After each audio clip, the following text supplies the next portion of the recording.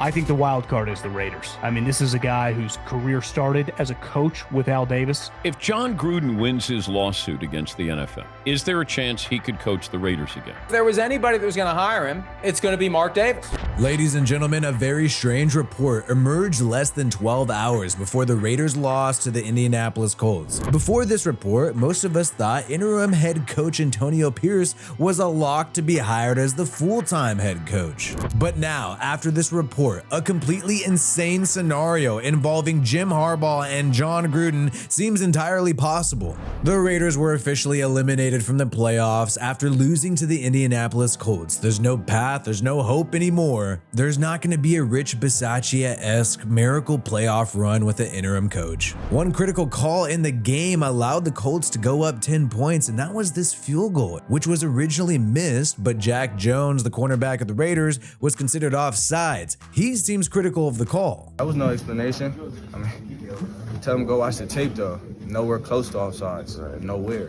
Antonio Pierce says he deferred to the refs, but he also made some odd comments about the call. Do you hear from the league? Is that something you... I'm gonna stay away from that. That's a lot of money. It's a lot of money, man. Look, they called it, went against the Raiders, like I said last night. Don't make it close. And their head coach did a good job. You saw right away he ran to the official and, pointing something out and caught his attention, and a couple seconds later, the flag came out. And he mentioned Steichen there, able to get the ref to give him a call, and it seemed like Antonio Pierce, due to his inexperience, has not been putting much pressure on the referees, especially in this game. Think about how this guy is treating the refs compared to some previous coaches that the Raiders have had. I don't want to second guess the judges, the referees, just like I'm gonna be second guess. Game into overtime. Yeah, I think Jon is not the third man in the broadcast booth, but it's as if he is. This one call would not have made a huge difference in the game. The Raiders performed poorly on both sides, especially the offensive side of the football, but the defense could not repeat a stellar performance. You had Max Crosby trying to rally the troops and yelling at the guys on the sideline because they were struggling against the run and Gardner Minshew. But the offense was way worse, especially rookie quarterback Aiden O'Connell. The Raiders were desperate to try to gain anything, even resulting to trick plays on critical third and ones that they definitely regret. The offensive line actually held up well, but the Raiders were unable to execute on third down, and the offense struggled just like they have over the past several weeks. Antonio Pierce knew this was a problem going into the game. It seems like the fan base and some of the coaching staff, Antonio Pierce, do not consider Aiden O'Connell a future starting quarterback at all. Man, he's starting quarterback. He'll have his ups and downs. We got to do a better job around him. I never thought any day we were going to win a game because of Aiden. That was not the plan. It's not the plan going forward. If anything, he was only intended to be a developmental backup. Maybe McDaniels was right when he started Brian freaking Hoyer over Aiden O'Connell this year. Maybe he was right to say it's not preseason anymore. That's why you don't start O'Connell. Yeah, but this isn't the preseason anymore. You know what I mean? I hate to say that Josh McDaniels was right about that one, but Antonio Pierce knew this was a problem going into this game, and he didn't really make any changes with his offensive play caller Bo Hardegree or the quarterback position. This just goes to show why Antonio Pierce's inexperience is a problem if he's going to be a full-time head coach. You have to rely so much on having great coordinators, and if you don't have them, like on the offensive side of the ball right now, everything crumbles. Antonio Pierce has never even been a coordinator before, only has 2 years of NFL experience, starting with the Raiders under Josh McDaniels in 2022. Pierce does not call the plays for either side of the football because he's a defensive guy. He's gotten some credit for how the defense has performed as of late, but Patrick Graham, the defensive coordinator, is running that defense, is calling the plays week in and week out. So the Raiders had a little bit of a run, especially blowing out the LA Chargers and then catching the Chiefs slipping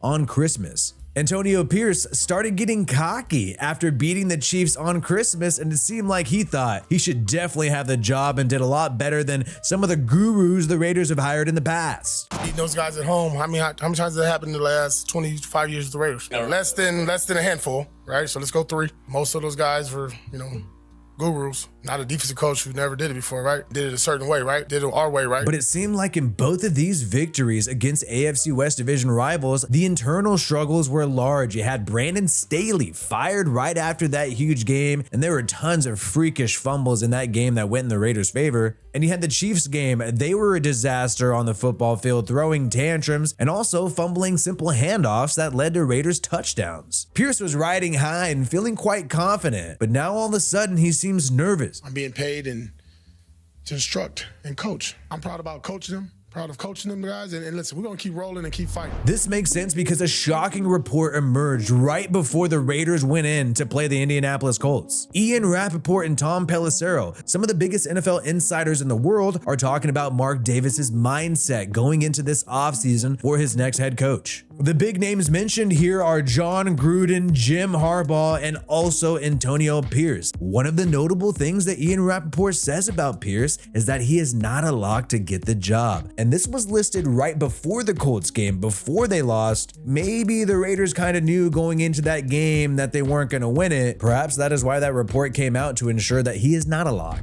Another huge thing is the fact that Mark Davis still to this day likes big name head coaches. He thinks the Las Vegas Raiders deserve to have a big time head coach. The only available candidates right now who fit that bill, and this is according to Rapoport, is Jim Harbaugh and Jon Gruden. And you got a lot of people around the NFL talking about how Jim Harbaugh looks to be trying to come back into the NFL after winning a national championship with the Michigan Wolverines. That looks like it's going to happen. And the Raiders are right up there as a primary destination for Jim Harbaugh, along with the freaking Chargers. I think the wild card is the Raiders. I mean, this is a guy whose career started as a coach with Al Davis. I think the Chargers could be bidding against Mark Davis. They have a prior relationship. Now, these are just rumors. Mark Davis has not expressed interest in Jim Harbaugh. He has not said anything yet. But one thing that's very important about what Rapoport says is the fact that Mark Davis still loves Jon Gruden. That is confirmed. So obviously, if Mark Davis is looking for a big-time head coach, if he can't get Jon Gruden, Jim Harbaugh would fit that bill, but he would have to go into a bidding war with the LA Chargers to pay a very expensive Jim Harbaugh. So that seems like it's tough to pull off for Mark Davis because he's paying off the Josh McDaniels tab, still had a settlement with the Jon Gruden tab. Now he's expected to pay for a Jim Harbaugh too, and I believe that is why Tom Pelissero and Rapoport made sure to include talk about Jon Gruden, made sure to include the fact that Mark Davis still loves Jon Gruden. Keep in mind, he never wanted to fire this guy. Mark Davis himself, according to ESPN, said that it felt like a setup, and it is known around the NFL that he was pressured to let go of Jon Gruden. He never wanted to do it himself. Now that time has passed, you got other NFL insiders wondering, why would Mark Davis not consider Jon Gruden, especially if Jon Gruden makes some progress in his lawsuit? But if there was anybody that was going to hire him, it's going to be Mark Davis. Yeah. And I wouldn't rule out Mark Davis sticking his finger in the eye of the league and taking the PR hit. You know, it's been over 2 years.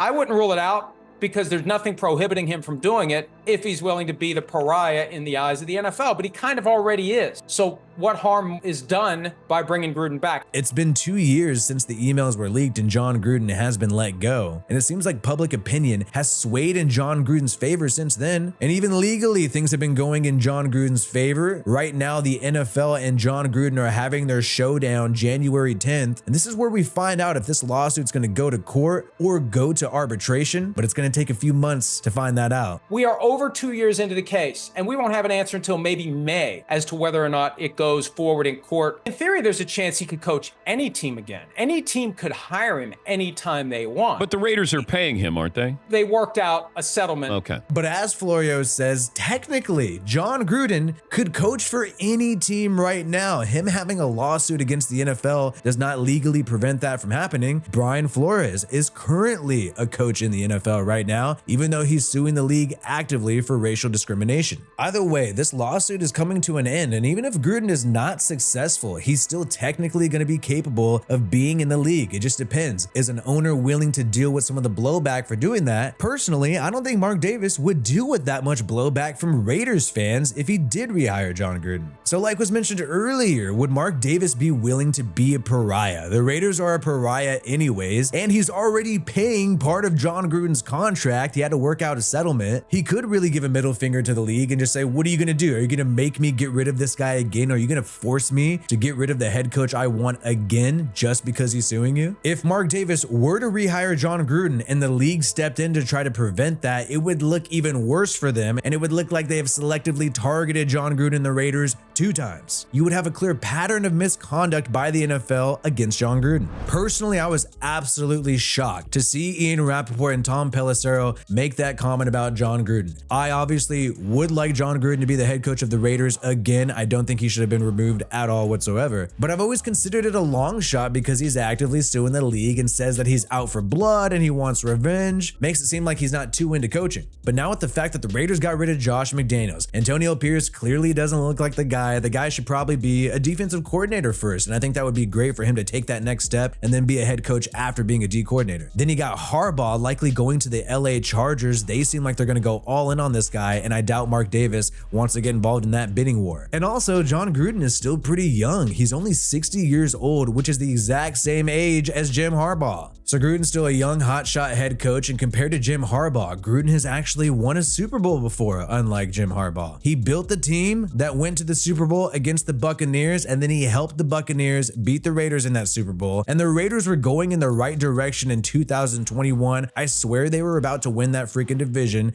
and then the emails were leaked. People are making a big deal about Jim Harbaugh hiring Don Yee as his agent because Don Yee represents other NFL figures like Tom Brady, like Jimmy Garoppolo, but he also represents people like Sean Payton. I don't think just because Harbaugh has the same agent as Brady that he's going to the Raiders. Don Yee represents big clients and Harbaugh is another big client. So let me know what you want the Raiders to do. Should they go after Jim Harbaugh in a bidding war with the Chargers? Should they roll with Antonio Pierce, or should they sign up, be a pariah, be the bad boys of the NFL and grab Jon mother effing Gruden? Let me know in the comments below. My name is Wi-Fi Willie. Subscribe to this channel for more NFL content from me. Peace out, and I hope you have a good one.